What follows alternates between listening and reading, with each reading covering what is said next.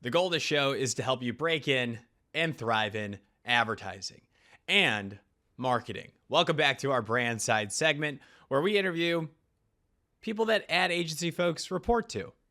And in this special episode, we're speaking with Trisha Goyal, the founder and CEO of Break Sports Inc., a fast-growing sports tech company that's making racket sports and golf more accessible through its brands, Break the Love and Break the Birdie. So they have over 360,000 users across 35 states. So Trisha has redefined how people connect and play, whether you're picking up a racket for the first time or looking for a social way to stay active. Gen Z, Zillennials, like early millennials, this is for you. If you've ever moved to a new city or you're looking for ways to get off your phone and connect with people and make real friends by doing something fun that's not just drinking, they basically Break Sports and their affiliates, Break the Love and Break the Birdie, is the connector. So you go on this, you can book like a fun event, you can meet people, learn a new sport. This stuff is very cool. Like it's kind of like capitalizing on pickleball, a little bit of that run club vibe where you meet up, you run with people, you get a drink after.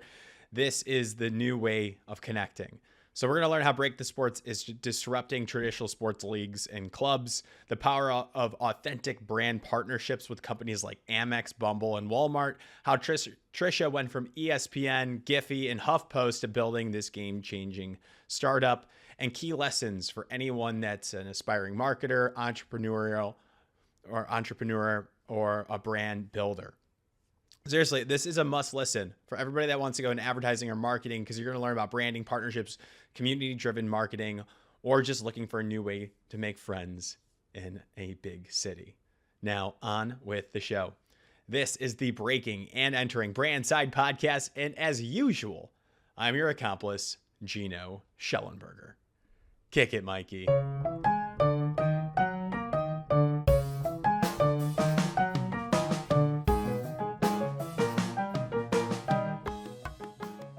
All right, Trisha Goyal, welcome to the Breaking and Entering BrandSide podcast. How are you doing today?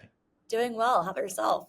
Doing super well. Excited to learn more about you and Break Sports Inc. So a lot to uncover here from your background and what you're up to. How does that sound? Maybe some advice for the next generation too? Yeah, I'm excited. Rock and roll. Okay, who is Trisha Goyal outside of work? Before we get into all of that, what do you like to do? Where do you live? Where are you calling in from? Tell us about you. Yeah, I'm based in Queens, New York, and outside of work, I love spending my time outdoors, hiking, playing tennis, dabbling in golf, walking my dog. So really love spending my free time outdoors. Love it. Love it. You're in Queens. Incredible. Amazing. And now we need to talk about what is Break Sports? Like, what is this company that you founded? Give us the rundown for everybody listening, because usually it's advertising and marketing professionals, but you're building this brand as we speak right now. It's very successful. So give us the rundown. Yeah, so Break Sports is a sports tech company really focused on community-driven sports experiences for the everyday consumer. So we operate Break the Love for racket sports and Break the Birdie for golf. Those are two sport categories that we started out with. And what we do with those two sports is really making it easy for people to find group-based sport activities in and around the U.S. across underutilized courts and courses. Unlike traditional leagues and clubs, we really are focused on removing barriers to entry with no year-long membership fees, no exclusivity, and just play.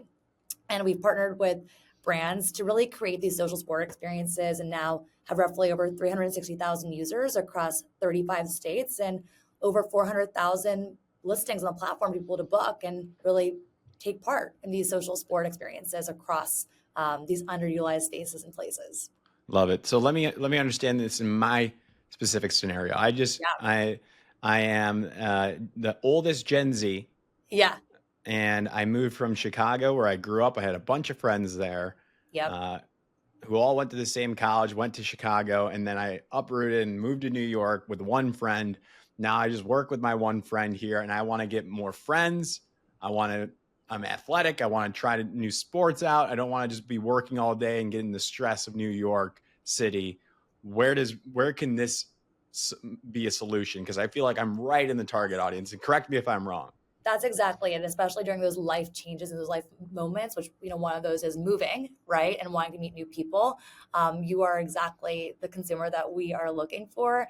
And you could literally go to www.breaksports.com and you'll be able to find basically group-based racket sport and golf activities on our platform that range from classes, if you've never played any of these sports, to meetup experiences, to games, to tournaments that are all drop-in based. So you do not need to commit to a year-long membership to access these typically, more exclusive sports.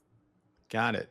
So I know, like, first off, tennis and golf are the two that you're specializing at this moment, correct? And we also have pickleball and paddle sports. Yeah. That makes sense. All the hot sports, I mean, pickleball, we can do a whole show on that, but really these are kind of like good networking things too, just from a business perspective. Like most people should either golf or play tennis if they want to, like, do these business meetings, but that's like besides the point. So let's say I want to then, learn tennis, and I actually do, let's say. So I can go to this, and then there's like courses, there could be like group meetups, tournaments, and this would be the solution to like learn where to go, how to play. Is that correct? That's exactly it. And what's really great is that by having it all be group based, right? One is that you can get to meet other people who are also at a similar starting point as you, but also too, it actually does reduce the price to learn it, right? Mm-hmm. A typical average, private lesson for these sports costs 80 to 100. And with us, people can get started for as low as 35 an hour, basically, to learn these sports. That makes sense. Yeah. It lowers the barrier to entry for sure. Exactly. So, but then also adds in that social element, makes some friends along the way. Amazing. So your role as the CEO and founder, you're the boss. This was your idea. How did this come to life? Yeah, so I am the founder. And really it started when I, it was out of a personal need, really. I moved to New York City. I struggled to find people to connect with very similar outside of work, outside of a happy hour. Was also maybe an early adopter to kind of a low alc lifestyle too, which we're obviously seeing increasingly with 40% of Gen Z not choosing to kind of pursue a zero alc lifestyle. And I wanted to connect with people over a shared interest. For me, it was tennis.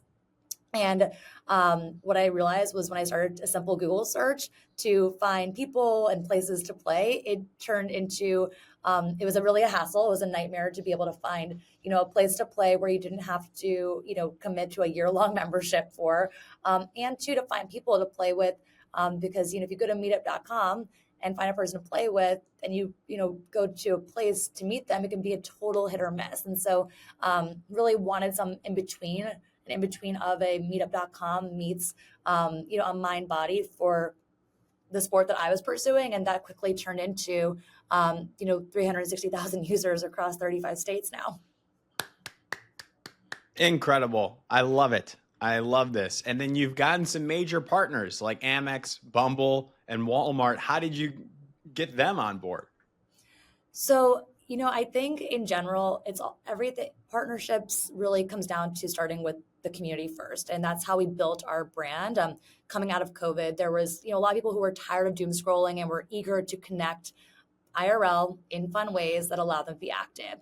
And so we really focused on solving a real problem, helping people find places and partners to play with through these organized group-based sport activities. And by building a strong, engaged community first, that really was the kind of catalyst for brands that started actually coming to us, wanting access, to be able to access that community in these moments of joy. And so when that started happening, we really focused on creating authentic brand experiences that align with our consumer who is active and social. So for instance, we launched our first competitive league series called the Break the Love Athletic League, which is a round robin pickleball series happening across key US markets. And Constellation Brands, they were like, hey, we would love to access that consumer. And on our side, we're like, okay, great. We can have a social sports experience that's both on and off court. And so people are competing, but they also stay for happy hour. Hmm. With, of course, an alc and a non-alc option available. Or with Bumble, we helped users take their connections online, offline. In New York City, this past US Open, really helping people connect in moments, again, IRL versus on your phone. So really for us, brand partners saw value in connecting with consumers in Hmm. person through our platform, and in our platform in a meaningful and in a scaled way. And on the flip side for us, um, you know, our consumer is aligned with these brands. So whenever we're working with a brand partner, we're really focused on how do we stay authentic to our community, to make sure that's adding value for our community and vice versa. And that's how we've really seen the best results for everyone. Oh, it makes so much sense. I love it. So, what was that moment when Break the Love shifted from just a platform to a full-fledged brand with a distinct identity? Was there a moment where things clicked and you realized you had this? Yeah. So I think there are a lot of booking platforms out there. And what we realized was that our consumer they weren't just looking for courts. 71% of our users typically book an organized group class, meetup, game, or tournament over a court or a course. They want a social sports community. And so once we realized that, and also too, once we realized that there were so many kind of also like we like to call them newbies or novice players signing up for the platform, we expanded beyond tennis to also include pickleball, golf, and more.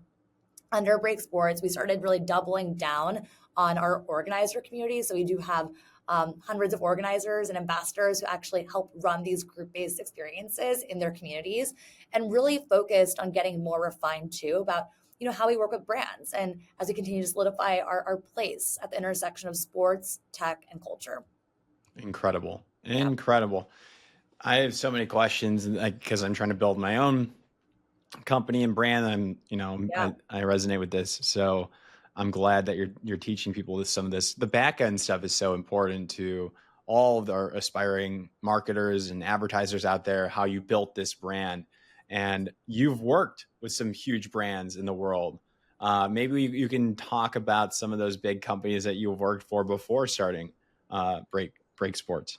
Yeah. So before starting Break Sports, I had some experiences at mostly consumer tech companies, and so the top three for me that really shaped the way we've built the company are for my time at ESPN, GIPHY, and HuffPost. Hmm. At ESPN, I really learned how sports can be so powerful in creating some of the biggest game-changing moments in culture. And I think that's never been more true than today as well. And so that, really learned that at ESPN and fell in love with the sports industry from my time there. At GIPHY, I really learned how to meld tech and pop culture. GIPHY has been known for having the coolest, most relevant GIFs that you kind of see on all these social apps, but being able to also learn the ins and outs of the tech that powers that was really game changing for me. And then at Huffington Post, which is where I actually started, the Huffington Post back in the day was one of the first contributor led online news sites. Actually, there are thousands of contributors that contributed to storytelling of the news and of things happening around the world. And so at Huffington Post, I really kind of I feel like I really gained my roots in how to create community driven products, because so much of the storytelling was community driven. And so really all three have shaped kind of the blend that we have here of a tech meets community led brand. Got it. So we understand your vision today, and we know what you're doing today. We know where you came from. So what's your approach then to building partnerships that feel authentic and not just transactional? Because we see this with influencers, we see this with any sorts of partnerships, that authenticity that we hear so often. What's your approach? What's your advice? How are you doing it? And what would you say to other people? Yeah. So I want to first, definitely say to the point of, the influencer world and everything. I think it's a very tricky game right now in terms of being able to stay authentic. But I think for us, really honing in on our core audience has been key for us. We know our core audience is millennial, that's younger millennial, older Gen Z, who really are prioritizing experiences over really anything else. And sports is really rising in that kind of category for them. And so knowing our consumer has been key. to being able to stay true to how we work with brand partners. Our experiences are designed for this audience, which usually is a casual but competitive kind of play experience that has some level of a social experience post, like almost like a post hangout. And really that's kind of what makes all of our experiences approachable and engaging. So understanding our consumer, understanding why they're coming to us has been key. And that, for us, that has been through, surveys, that's been through our brand ambassadors always giving us feedback. We were always really focused on creating that consumer loop to get that feedback. And so once we understand that, we're able to really define our shared values and what our community really is, and work with brand partners that align with those shared values and have aligned communities, to really create these immersive, experience driven activations that aren't just sponsorships, right? I think logo placements are kind of, no longer the way. I think brands kind of understand that, and there's a place for that. But for us, we are so focused on IRL. So when working with brand partners, we want to ensure that, a partner really wants that deeper engaged kind of touch point, right? And two is that in doing so, we're going to go really deep to make sure that that integration feels authentic, feels deep with our consumer, because otherwise you're going to lose your community. I think as a community driven platform, you really have to listen to your community, and you also have to be able to work with partners that, again, add value to your community. And I think that's been, that's never been more true than ever before now, right? I think Gen Z especially can see it. I think those kind of, younger millennials see it as well, which is, again, our core consumers. So we're really cognizant of how can we ensure that we're adding the most value to our consumer, and in the experiences that we bring to them. Right, and it goes back to the example of that, like the happy hour meetup, that you did with Constellation Brands, correct? Yes, Yeah, exactly. which is fun. You have the non-alcoholic options and the alcoholic options for that social, off the court, hangout, play, community building. That makes a lot of sense. Exactly. Or like we've worked with Hyperice where, obviously when you think about tennis or golf, those are high performance activities that can cause some strain. So, a natural social recovery experience integrated into, a league makes a lot of sense, right? What brand was that? Hyperice, as an What's example. what's that? It's a recovery percussion, like leg compression. Oh yeah. Well, Like yeah, those sleeves. as well as a Yeah, massage gun. Yeah, that's so supportive fun. care Yeah. body. Yeah. Okay, I understand now. And you just have this, it's so clearly defined. You know what you're doing, you have the vision, you know your audience. That just opens up the world of partnerships, and even like maybe later down the line, ad campaigns, and getting Yeah. you know, some more established, larger out of home stuff going on, or digital and social. Can you talk about some of the current advertising that you guys are doing outside the brand ambassadors, which I think you mentioned, but tell me more about that. Yeah. So in terms of our marketing really is focused primarily from our ambassadors. We actually, when it comes to our marketing channels, ambassadors, player referrals, right? Unlike running or cycling, even though I should, hold off on that given the rise of run clubs that we're seeing Yeah, here. But yeah. most people like to bring a plus one if they can to a sporting experience, right? Most people sometimes want to bring it can be intimidating without a plus one. So Yeah. we see on average, our consumers are referring on average two people to bookings on our platform. And so we really have these product features that are meant to drive growth, in addition to obviously our ambassadors, as well as our instructor community. In terms of also to IRL, we do obviously have some level of kind of marketing to across our venue partners. We have hundreds of venues that are on our platform that also market our platform inside their venues, right? On the tabletops when you enter their location or their space. And so really leaning on, again, our community of players, our community of instructors, and our community of basically courts and courses has been really key for us for our growth to date. Nice. And what's the team like? Who else is running the show? How do you do all this? Because you're growing so quickly. Can you give me Yeah, some insight? yeah, team is definitely everything. So you started the company initially with just a few team members, and now we have grown to this point slightly over 20. on the Nice. team. And so it's been really interesting to see kind of that growth, and also to evolve as a leader, and kind of to make sure that the team that you bring on shares, again, the same values that are shared with our community, truly. Yeah. Yeah. So what else do we need to talk about here? So how did you get into all of this? What was your first job? How did you break into it? What did you study? Give us a rundown on you specifically. Yeah. So I went to NYU for undergrad, and I really focused on, I loved learning kind of out of the classroom. So did a lot of internships across the nonprofit world, to finance, to startups. And it was really, in my time at a startup, it was like a marketing internship. That's when I kind of knew that I loved startups or consumer tech companies. And from there, um, got my first job at an ad tech company called AppNexus.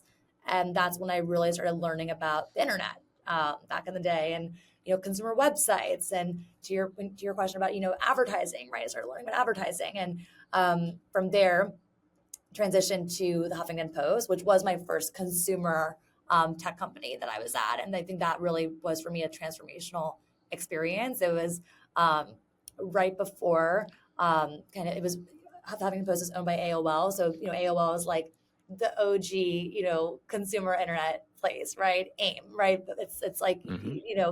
true throwback, but also too, like, such a foundational place to be if you, like, when you think about consumer internet, consumer brands, consumer media, right?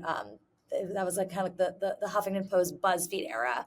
And so really it was around that time that I knew that I loved consumer product.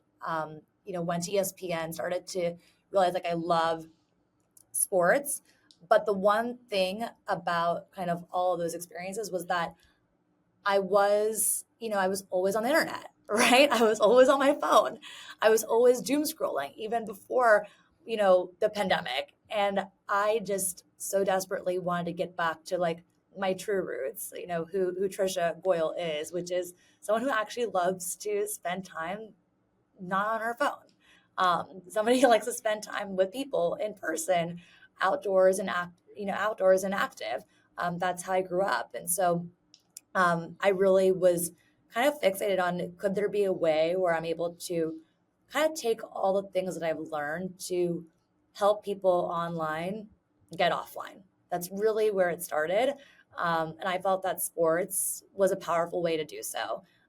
It was, I had a personal pain point that I experienced. And I think between that and seeing kind of where my strengths lied, I felt like there was a really unique opportunity for me to solve a real problem, while also, building something that I love to build every day. Heck yeah. Heck yeah. So I guess I know for the young marketers and maybe potential entrepreneurs, me even, as I'm starting my own company, it's been 6 months in.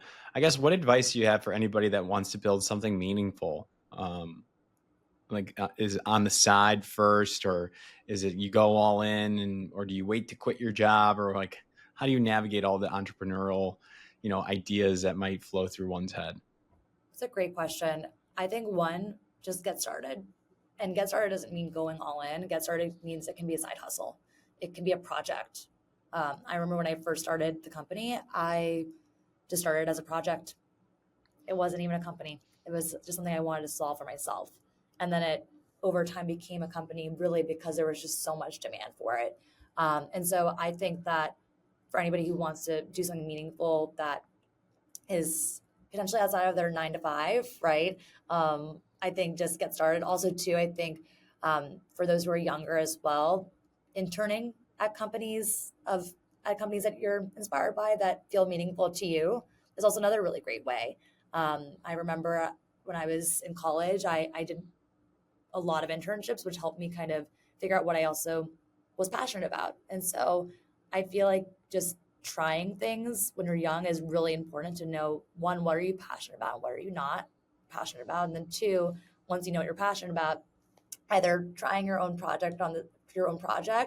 And if it fails, like, you probably will learn some things from that regardless, right? Or joining a team that is working on something that you're passionate about. What do you say are the most important skills for anybody that wants to start a business or brand today?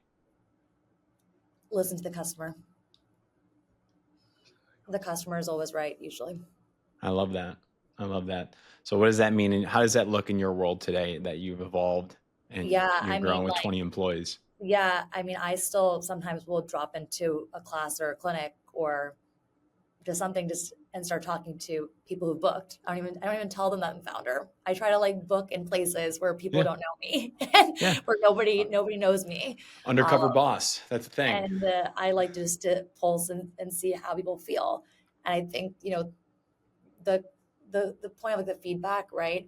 I think it's good to know what's great about what's going on, but also to understand like what's not so great so that you can improve, right? And so I really, pardon, think of, it's a company. I think of it like a craft, right? A craft of continuing to improve the experience, the product, which by the way also takes kind of like a little bit of the pressure off of building a company, but it's like you're building right for a consumer. That's how it starts when you're building anything, right? And all the dollars and cents start to come usually after that. I've seen, and so I think staying laser focused on the consumer is just really important, and being able to be open to listening to the good and the not so great is really equally important. Love it. Is there a book you've read that you recommend, Ooh, like being an entrepreneur or learning about marketing and branding? What something that resonated with you, maybe the top of mind that really helped you today? that's a great question. So I've read a lot of books. So this is going to I'm not be, surprised. Yeah, yeah. I yeah, could very I, articulate. You know what you're doing. um, there is a practical one that I think is really good. You can I do more believe than it's one. okay, great. So there's a practical one that I think is really great for somebody who's scrappy. Yeah. So it's called How to Build a Goddamn Empire. I believe I can like check it by Ali Kriesman. I am gonna Google this one. Yeah, that's fair. This one. Let I'm, me just see. I found it. Okay, great. So that one is How to Build a Goddamn Empire by Ali Kriegman. I think is a very practical, scrappy book for anyone young who's just getting started. It came out after I started my company, but in hindsight, if I read that book, if I had that book when I first got started, would have been helpful. It kind of shares all the potential ups and downs as you're figuring it out, and I think that's really raw and honest for anyone to feel like cool, like things aren't always going to be perfect when building your own thing, right? So I think that's a really practical one. One quintessential one that I think is great from a startup perspective is The Hard Thing About Hard Things. Great book. It's a classic. I think it's a must read if you're going to start your own company and to take the plunge. Nice, nice. And then, like, what news sources are you checking today, like to stay up to date?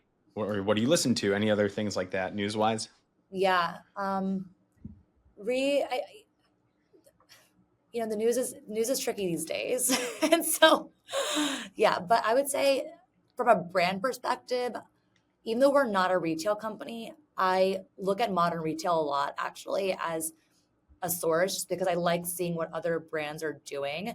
I think what is unique about us is that our product is an experience. Our product is not a t-shirt or, you know, a can of soda, or it's not a product. It's an experience. And so, Yeah.